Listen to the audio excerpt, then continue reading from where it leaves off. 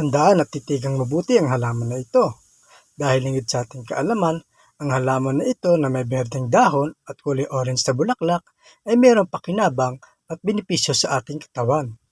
Ito ang tinatawag na Tecoma capensis o mas kilala sa tawag na Cape Honeysuckle. Ito ay tradisyonal na gamot mula sa South Africa. Dito sa Pilipinas, isa itong ornamental plant o pandekorasyon sa ating mga hardin. At kung ikaw ay may nararamdaman na pananakit sa iyong katawan at hindi ka makatulog sa gabi at meron kang bronchitis, lagnat o madalas na pagdudumi, maglaga lamang ng dahon nito at inumin.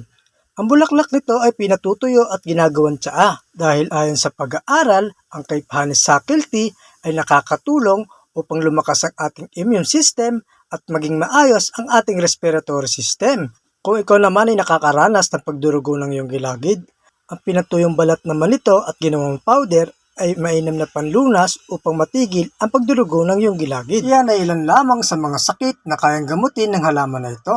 Ang mga video po na inyong napapanood dito sa akin channel ay mga gabay lamang at tulong upang hindi lumala ang iyong mga sakit. At kung gusto mo ng mga ganitong video, i-share mo na at follow for more. Thank you for watching!